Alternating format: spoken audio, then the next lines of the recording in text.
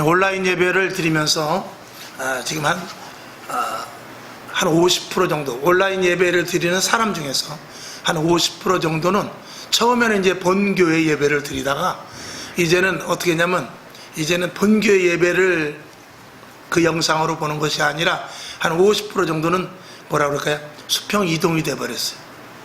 그래서 내 교회 목사님을 듣는 것이 아니라 이제 듣다 보니까 온라인 예배에서 하나님의 주의 종들이 복음을 전하는 데 있어서 좀 클릭수도 많이 올라가고 인기 있는 그런 목사님들이 이렇게 이제 자연스럽게 발견이 됩니다.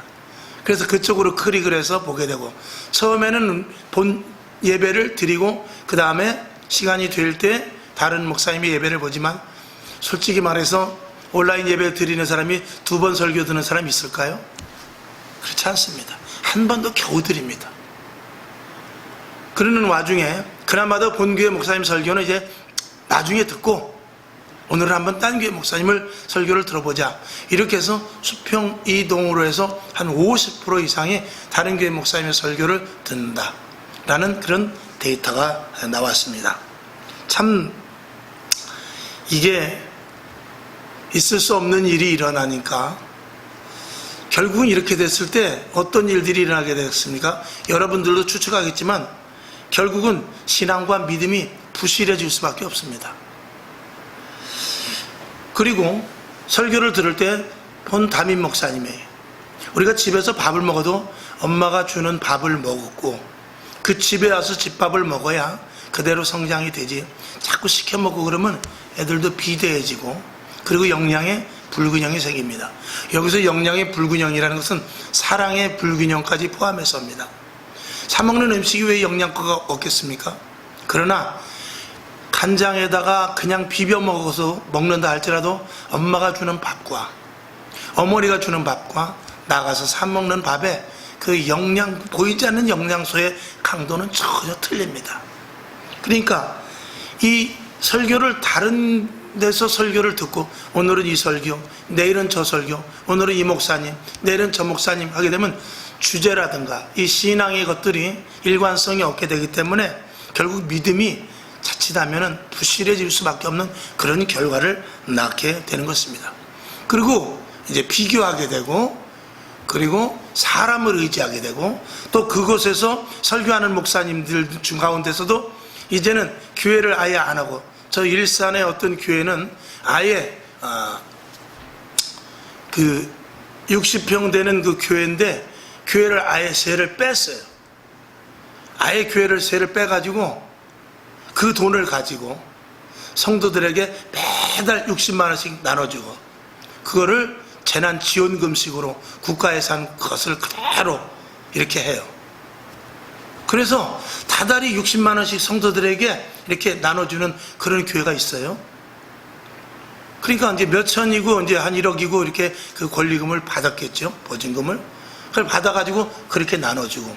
그리고 이제 온라인으로 또 이제 예배 드리면서 헌금을 하고. 그러니까 가지고 있는 돈, 나오는 헌금, 그걸 가지고 이렇게 서로 믹서해가지고 한 달에 60만 원씩 나눠준답니다. 언젠가 고갈이 될지 아니면 더 인기가 있어서 폭발적으로 성도들이 늘지 그건 모르겠습니다만 그건 교회의 본질은 절대로 아니다 라고 말할 수밖에 없습니다. 편리함이 추구되고 점점 자기의 욕구에 맞아 떨어지는 그런 신앙생활을 하게 되면 하나님 중심이 아니라 내 중심, 즉 사람 중심의 신앙생활을 하게 되는 것이죠. 하나님은 어떤 사람이든지 들어서 하나님이 쓰시기에 합당한 대로 쓰시는 것이지 내가 하나님을 끌어다가 내 일에 집어넣는 것이 아니란 말입니다. 그렇기 때문에 이 신앙이라는 것은 교회 안으로 들어와서 몸된 예수 그리스도의 몸, 즉 예수 그리스도의 체질화되고 예수 그리스도의 심장을 갖고 예수 그리스도의 형상을 닮아가며 2000년 전에 예수님께서 하셨던 그 일을 그대로 하기 위해서 교회를 세운 것이거든요. 거기서 변질되면 그건 변형의 교회입니다. 그거는 하나님의 교회가 아니라 그건 세상의 교회가 되는 것이죠.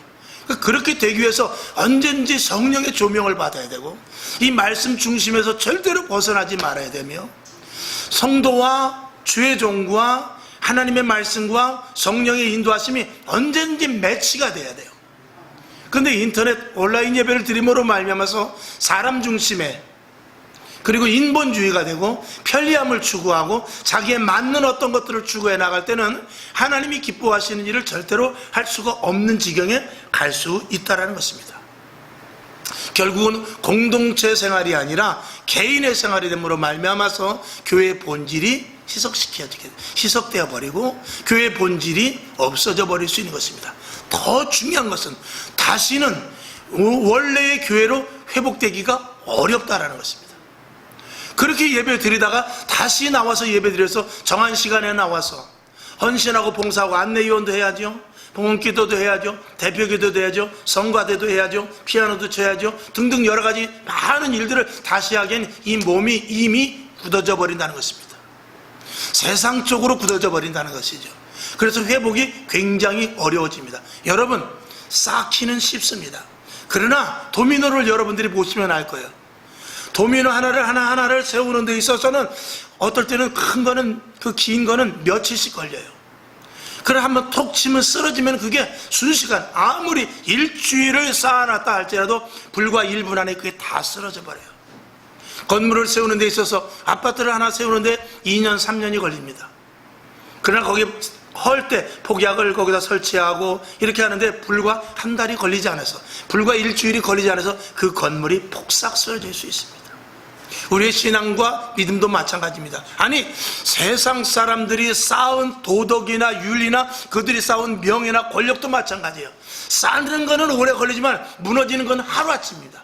한 번의 거짓, 한 번의 비리, 한 번의 잘못된 말로 인해서 그동안 쌓았던 금자탑과 같았던 자기의 모든 것들이 순식간에 무너져 버리는데, 신앙도 마찬가지입니다. 은사 받고 은혜가 충만하고 성령의 인도하심을 받았다 할지라도 그게 얼마 되지 않아서 평민으로, 세상 사람들로 그냥 돌아가는데, 다시 회복하려면 그만큼 또 쌓아야 되는데, 이전에 쌓았던 것에 칠갑절의 노력을 해야만 그 원 상태로 회복을 할 수 있으니 그게 문제가 되는 것입니다.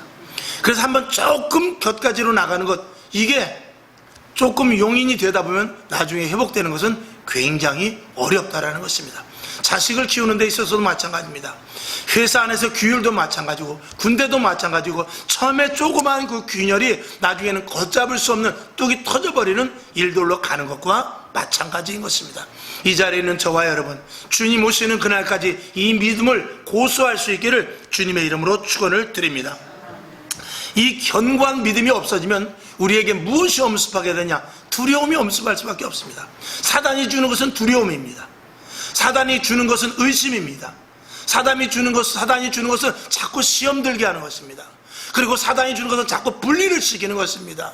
이런 것들을 통해서 견고한 믿음이 점점 없어지는데, 이 두려움이 우리에게 없어야 되는데 두려움이 생기고 점점 분열이 되고 점점 믿음이 없어질 때, 이 땅에 힘듦과 어려움이 올 때 하나님을 의지하는 것보다도, 하나님을 의지하려면 그 믿음이 있어야 되는데 믿음이 희석되기 때문에 하나님을 의지하기보다는 자꾸 세상의 방법을 찾아서 점점 더 세상 쪽으로 나아가게 되고, 여러 가지 모든 것들을 다 모아서 집약시켜서 어떻게 문제를 해결할까 하는데, 이 성경보다는 세상의 방법을 따라가게 되는 것이 이 세상으로 나간 사람들의 모습이라는 것입니다. 그러니까 우리가 온라인 예배를 부득이하게 드릴 수 있죠. 자, 교회가 만약에 커집니다. 우리 교회가 커져서 이곳에 자리가 예를 들어서 한 400명 500명 온다. 그러면은 이 자리가 수용을 하지 못하면 옆에 상가라도 또 얻어서 거기에 모니터라도 놓고 예배 드리고 그럴 수밖에 없죠. 그런 것과는 전혀 차원이 다르다는 것입니다. 그렇게 모니터 앞에서 보는 것과 집에서 모니터 앞에서 보는 것은 전혀 차원이 다른 이야기라고 말씀을 드리는 것입니다. 우리가 무엇보다 가장 중요한 것, 교회 현장 예배를 중요한 것은 이전에 와서 우리가 예배 드리는 것과 더불어 이전을 통하여 기도할 수 있다는 것입니다. 집에서 기도하는 것 틀립니다. 주의 전에 와서 기도하는 것이 가장 효과적이고, 하나님이 성전을 지을 때 내 집은 기도하는 집이라고 그랬어요. 아시는 대로 한번 볼까요? 마가복음 11장 17절을 한번 봅시다. 마가복음 11장 17절 시작. 이에 가르쳐 이르시되 기록된 바 내 집은 만민의 기도하는 집이라 칭함을 받으리라고 하지 아니하였느냐? 너희는 강도의 구려를 만들었도다 하시매. 기도하지 않는 성전은 강도의 구려라는 것입니다. 이전을 통해서 기도와 예배와 하나님의 말씀이 선포되지 않고, 이전을 통해서 성례전이 이루어지고, 이전을 통해서 직분자들이 세워지고 하는 것이 그게 초대교회예요. 하나님이 기뻐하시는 교회인 줄로 믿습니다. 우리 신명기 32장 30절을 봅니다. 시작. 그들의 반석이 그들을 팔지 아니하였고 여호와께서 그들을 내어주지 아니하셨다면 어찌 한 사람이 천을 쫓으며 두 사람이 만을 도망케 하였을까? 한 사람이 천을, 두 사람이 만을 감당하게 하는 것은 하나님의 공급하여 주시는 믿음의 힘으로만 할 수 있다는 것입니다. 그러니 믿음이 없으면 우리는 악한 사탄 마귀를 싸울 수 없거니와 자꾸 회피하게 되고, 지식으로 문제를 풀려고 하고 경험으로 문제를 풀려고 하고 내가 사람들을 의지하게 된다는 것이죠. 그러면 하나님의 사람이 아니라 세상 사람들과 똑같은 것이 되고, 교회는 하나님의 집이 아니라 세상에서 보는 어떤 하나의 집합체, 하나의 그 어떤 모임 정도밖에 되지 않는 것이죠. 우리 예수를 믿는다는 것은 절대적으로 예수님을 놓치지 않는 것과, 우리가 믿음 생활하여 예수를 믿는다는 것은 글자 그대로 예수를 놓치지 않는 것과, 그리고 교회를 지키는 것, 이 두 가지입니다. 예수를 확고하게 믿는 것, 이런 예수를 믿지 않으면 우리가 온전한 믿음이 생겨날 수 없지요. 그리고 교회를 지키는 것, 이거는 우리에게 신앙생활에 있어서, 믿음 생활에 있어서 가장 중요한 것입니다. 우리가 수천 년 동안 믿음의 실체는 언제든지 교회 중심이었습니다. 그리고 믿음이 해체될 때는 언제든지 교회가 문을 닫을 때였습니다. 그러니까 교회에서 예배를 드리고 교회가 문이 열려 있느냐에 따라서 믿음의 생활을 하고 믿음의 선진들, 믿음의 사람들이 키워지고, 교회가 문이 닫혔을 때 믿음의 사람들이 키워질 수 없는 것은 당연한 일인 것이죠. 여러분, 핍박 가운데서도 환난 가운데서도 성전문을 닫을 수 없는 것은 하나님께서 제단을 통하여, 하나님께서 교회를 통하여, 몸된 예수 그리스도의 몸을 통하여 저와 예수님과 하나님과 하나가 되는 일들 속에서 믿음이 생겨나고 능력과 권능이 생겨나기 때문인 줄로 믿습니다.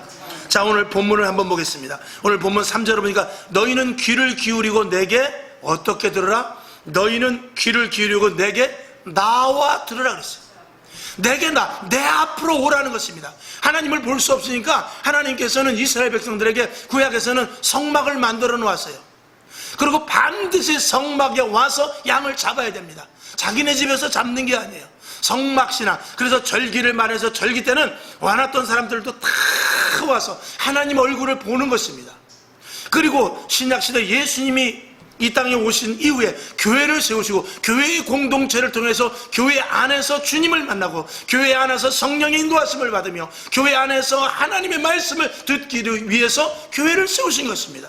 그리고 서두에도 말씀을 드렸지만 교회는 2000년 전에 예수님께서 하셨던 일을 그대로 하라고 우리를 부르신 거예요. 거기서 벗어나면 교회가 아닙니다. 거기서 벗어나면 예수 믿는 일이 아니죠. 거기서 벗어나면 성경에서도 벗어나게 되는 것입니다.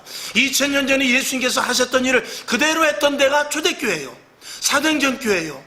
당시 원형의 교회였던 것입니다. 그것이 점점 희석이 돼서 예수는 어디로 가버리고, 하나님은 더 뒤에 숨어 계시고, 성령의 역사는 부인하고, 이런 교회는 하나님의 교회가 아니라, 주님의 교회가 아니라, 원형의 교회가 아니라, 하나님이 기뻐하시는 교회가 아니라 사람의 인본적인, 사람의 손으로 세운 교회가 된다, 이런 것이지요. 그런 교회는 하나님이 계실 수가 없습니다. 요한계시록의 말씀같이 촛대를 옮겨버릴 수 없고 니들끼리 잘해봐라, 이렇게밖에 될 수 없는 것입니다. 오늘 다시 본문으로 들어가서 1절을 보게 되니까 목마른 자들아, 또 돈 없는 자들아 다 오라고 그랬습니다. 하나님께서 부르시는 것은 돈이나 지위나 제한을 두지 않고 부르시죠. 참으로 감사하지 않을 수 없습니다. 이사야 43장 1절을 보겠습니다. 시작. 야곱아, 너를 창조하신 여호와께서 이제 말씀하시느니라. 이스라엘아, 너를 조성하신 자가 이제 말씀하시느니라. 너는 두려워 말라. 내가 너를 구속하였고 내가 너를 지명하여 불렀나니 너는 내 것이라. 아멘. 그 다음에 돈 없이 값 없이 와서 먹으라고 또 1절에서 말씀을 하고 있는데, 이 포도주와 젖을 사라는 것은 우리에게 생명을 주시겠다는 말씀이죠. 에베소서 1장 6절을 보겠습니다. 시작. 이는 그의 사랑하시는 자 안에서 우리에게 거저 주시는 바 그의 은혜의 영광을 찬미하게 하려는 것이라. 우리에게 거저 주셨습니다. 생명을 거저 주셨는데 이유는 하나님의 영광을 찬미하기 위함이라는 것입니다. 사실 우리가 구원받은 자들을 보면 여러 다양한 직업, 다양한 성격, 베드로를 부르시고 또 세리 마태도 부르시고 또 출중한 사도 바울과 같은 사람도 불렀지만, 하나님께서는 각양각층의 사람들을 부르시지만 하나님께서는 그들을 다 쓰실 수 있는 것은 하나님께서 하나님의 목적하에 쓰시기 위함이라는 것입니다. 만약에 하나님께서 어떤 특정한 일을만 하시기 위함이라면 특정한 사람을 쓰실 수 있지만, 하나님께서는 그 일을 하시는 데 있어서 모든 사람들이 원하는 일이 아니라 하나님의 특정한 일이라는 것입니다. 특정한 사람이 가졌던 일, 예를 들어서 성격이 만약에 고강호 목사 같은 사람이다, 그러면 그런 사람을 불러야 되겠다는 것도 아니고, 베드로 같은 사람이 그런 성격을 부르는 것도 아니고, 사도 바울과 같이 똑똑한 사람을 부르는 것이 아니고, 하나님의 일, 하나님의 일, 하나님의 일, 하나님의 일로만 쓰시기 위해서 모든 사람을 다 각계각층에서 부르셔서 하나님의 방법대로 하나님의 사람으로 만드셔서 하나님의 일을 하시겠다는 것입니다. 그러니까 거기에 동참되는 우리들일 뿐이지, 하나님 나는 이걸 잘하는데요, 나는 이것이 못합니다, 나는 이건 싫어합니다, 이런 것과 관계없습니다. 언제든지 제가 말씀을 드렸습니다만, 하나님은 이삭을 그냥 쓰실 수 있습니다. 너무나 착합니다. 순종하죠. 요셉도 그냥 쓰실 수 있습니다. 너무나 착하죠. 그러나 야곱과 같은 사람은 하나님께서 좀 달달달달 볶아서 써야 되는 것이 우리 생각에 많습니다만, 하나님은 야곱만 훈련시킨 것이 아니라 요셉도 훈련시키고 이삭도 훈련시키는데, 왜 훈련을 시켰냐? 그 사람의 성품이 착하고 그 사람이 세상적으로 보기에 의롭다고 하나님께서 쓰시는 것이 아니라, 하나님은 하나님의 일에 쓰시기 합당한 자만이 되어야 하나님의 일을 하시기 때문에 그런 것입니다. 그러니까 우리가 교회를 세워나가는 데 있어서는 예수 그리스도의 성품을 닮아가지 않으면 안 되고, 나는 죽고 예수로 살아야 되는데 내 것 가지고는 절대로 하나님을 알 수 없기에 우리가 예수를 믿고 세례를 받게 하셔서 나를 죽게 하고, 그리고 주님께서 부활로 말미암아 새 생명을 주셔서 새 힘으로 하늘로부터 주시는, 공급하여 주시는 힘으로 말미암아 교회가 세워질 수 있도록 주님께서 우리를 특별히 부르신 것입니다. 갈라디아서 2장 20절을 보겠습니다. 시작. 내가 그리스도와 함께 십자가에 못 박혔나니 그런즉 이제는 내가 산 것이 아니요 오직 내 안에 그리스도께서 사신 것이라. 이제 내가 육체 가운데 사는 것은 나를 사랑하사 나를 위하여 자기 몸을 버리신 하나님의 아들을 믿는 믿음 안에서 사는 것이라. 아멘. 이 말씀, 이 믿음이 저와 여러분에게 확고히 심령 속에 굳게 심어지기를 주님의 이름으로 축원을 드립니다. 그 다음에 2절에 보니까 양식 아닌 것과 배부르게 못할 것을 위하여 수고하지 말라고 그랬어요. 그리고 좋은 것과 기름진 것으로 즐거움을 얻게 해 주시겠다는 것입니다. 하나님께서는 세상 것이 아닌 위로부터 주시는 더 좋은 것, 신령한 것을 주시겠다는 말씀인 것입니다. 그리고 3절에 보면 다윗과의 언약으로 말미암은 일이다 그랬어요. 다윗과의 언약으로 말미암은 일이다라는 것은 다윗의 씨, 그 이새의 뿌리를 통해서 예수 그리스도를 보내주시겠다는 것이죠. 예수 그리스도가 아니면 우리는 새 생명을 얻을 수가 없기 때문에 그렇습니다. 근데 그것을 어떻게 주십니까? 값없이 주시겠다는 것입니다. 다시 오늘 5절을 보게 되니까 너를 영화롭게 하사 너를 만민의 명령자로 삼을 것이며 내가 알지 못하는 나라가 달려올 것이다 그랬습니다. 이것은 내가 알지 못하는 나라가 달려올 것이라는 것은 여러 가지 말씀이 있습니다. 첫째는 이스라엘 백성들에게 있어서 이제 포로로 끌려갔다가 새 나라를 건설하겠다는 것이죠. 하나님께서는 이스라엘 백성들을 애굽에 가두었다가 애굽에서 생성시켰다가 홍해라는 것을 건너서 광야를 통해서 고생을 시키고 가나안 땅에 새 나라를 건설했습니다. 가나안 땅에서 새 나라를 건설하지만 그들은 하나님의 말씀을 불순종합니다. 결국 북이스라엘이 아수르로 끌려가고 남유다가 바벨론으로 끌려갑니다. 끌려가지 않으면 안 되게끔 되어 있는 구조적인 모순들이 있었기 때문에 그래요.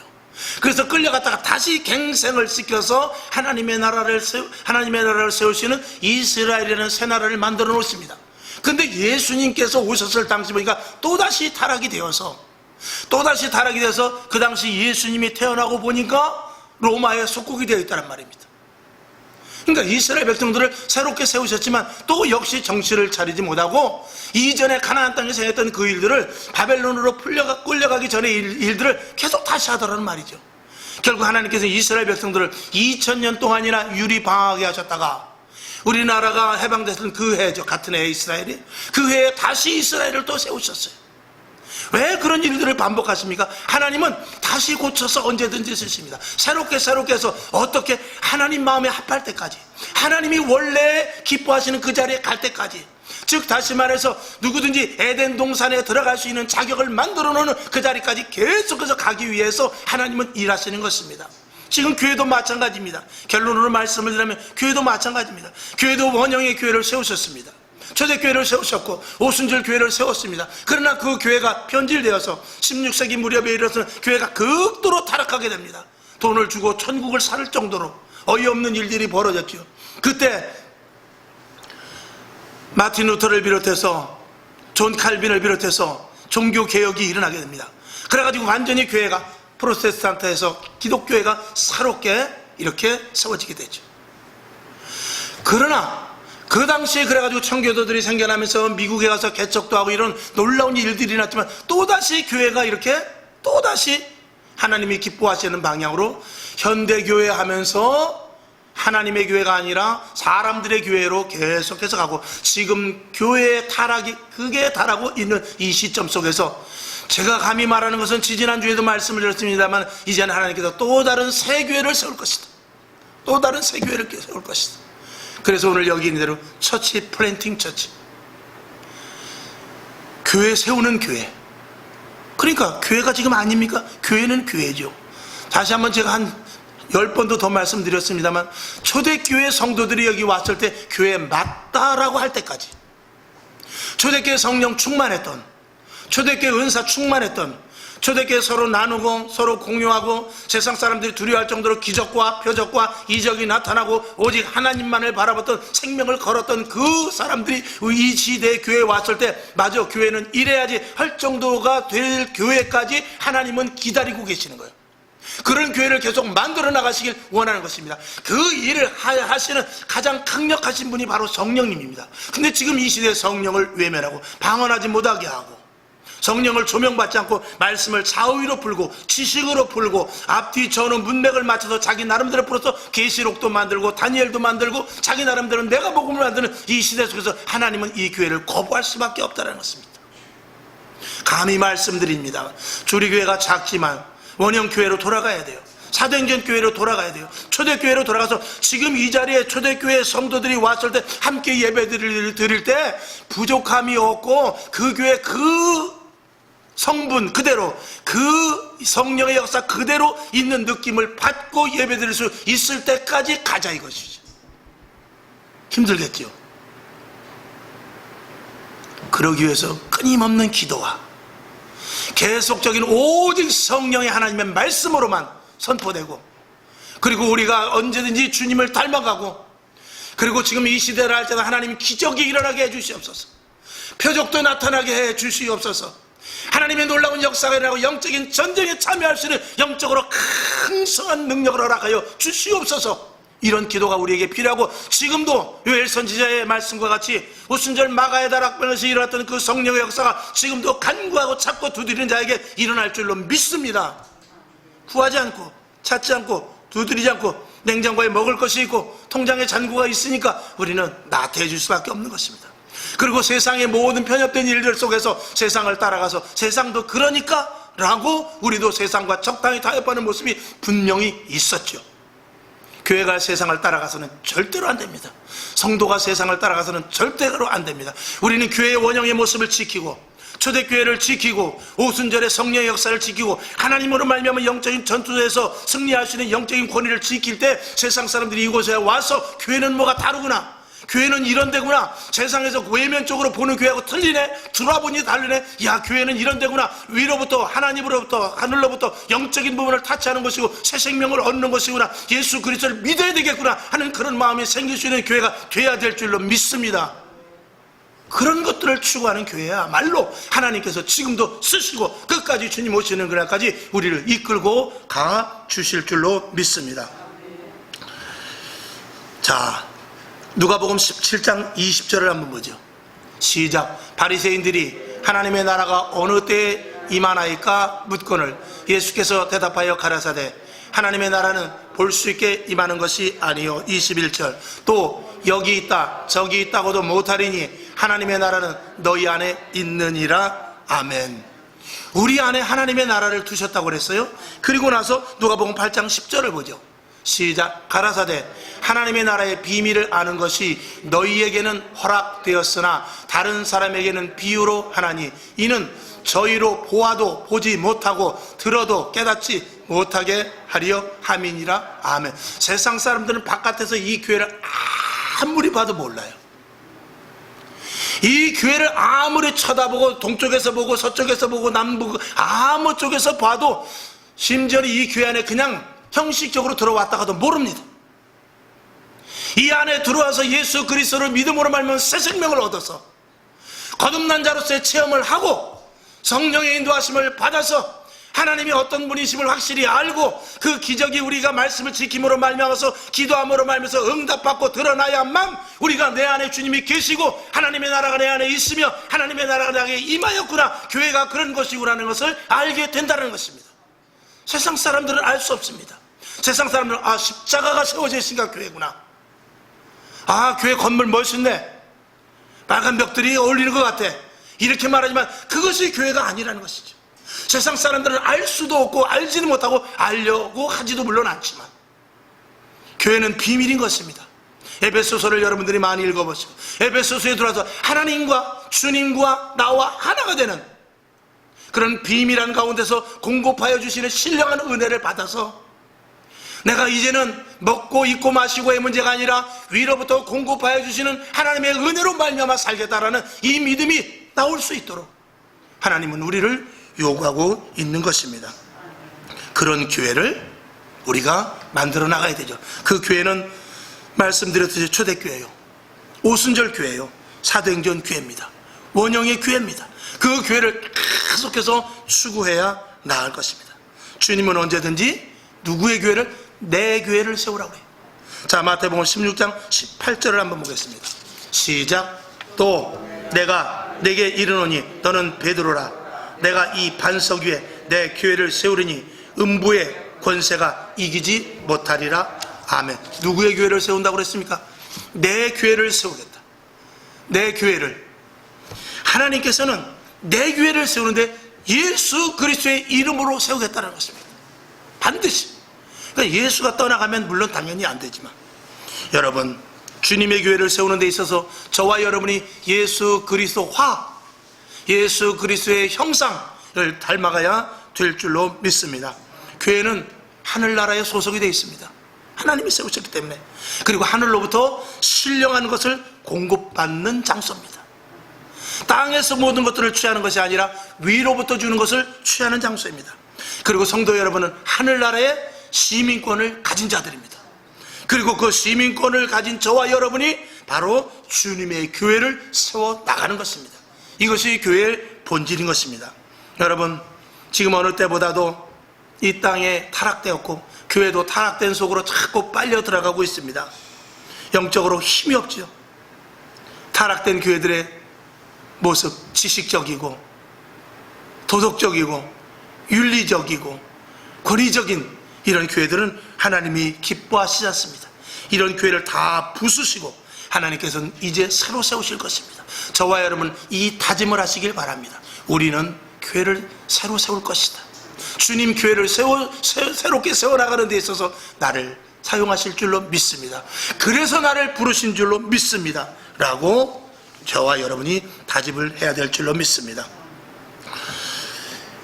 16세기 때 마틴 루터와 존 칼빈이 외쳤던 것은 이제 다음 시간에 계속해서 말씀을 드리겠습니다만, 첫 번째 우리 한번 따라해 봅시다. 첫 번째로 오직 성경, 오직 성경, 오직 그리스도, 오직 그리스도, 오직 은혜, 오직 은혜, 오직 믿음, 오직 믿음, 오직 하나님께 영광, 오직 하나님께 영광. 이 5개가 온전히 세워지기 위해서 종교개혁을 했습니다. 여러분, 이 5가지가 지금 이 시대의 교회에 얼마만큼 있는가를 저와 여러분들이 한번 생각하면서, 우리는 이스라엘 백성들이 정체성을 잃었을 때 계속해서 하나님께서 포로로 잡혀가게 하고 또 다른 나라를 세우고 선지자 그리고 왕들을 세워서 계속해서 개혁해 나갔듯이 오늘도 교회를 개혁해 나갈 것입니다. 아니, 원형교회로, 2000년 전에 초대교회로 계속해서 하나님은 역으로 만들어 나갈 것입니다. 그래야 능력이 나타나기 때문에 그렇습니다. 그래야 하나님을 감당하기 때문에 그렇습니다. 그래야 예수님이 일했던 그대로, 원형 그대로 일을 할 수 있기 때문에 그렇습니다. 저와 여러분, 이 정체성을 절대로 놓치지 마시고, 저와 여러분, 온전한 교회, 하나님이 기뻐하시는 교회를 세워나가기에 부족함이 없기를 주님의 이름으로 부탁을 드리며, 단순히 우리가 축복받아서 평안한 생활하는 것이 아니라 어느 시대나 부르신 자들에게는 사명이 다 있습니다. 일제시대 때도 사명이 있었어요. 6.25 때도 사명이 있었습니다. 70년, 60년, 50년대도 부흥의 역사 때도 그때 사명을 다 가졌습니다. 아프리카에서 순교하는 사명을 가진 자들도 있습니다. 우리나라에 복음이 들어오기까지 순교할 사명을 가진 자들도 있었습니다. 저와 여러분, 어느 시대든지 부르실 때는 다 사명이 있었으면, 오늘 이 시대에 저와 여러분, 평안한 시대가 좀 있었지만 그 시대를 통해서 또 저와 여러분이 하나님께서 지금 이 시대를 맞이해서, 이 코로나 재앙의 시대를 맞이해서 또 저와 여러분이 쓰실 사명이 있다는 사실을 여러분 가슴속에 깊이 넣을 수 있기를 바라며, 이럴 때 우리가 교회를 온전히 세워야 되겠다. 이럴 때 교회의 중심을 잘 잡아야 되겠다. 이럴 때 주님이 기뻐하시는 일을 해야 되겠다. 이 마음을 변치 않을 수 있기를 주님의 이름으로 축원을 드립니다. 화평방송 구독, 좋아요 부탁드립니다. 감사합니다.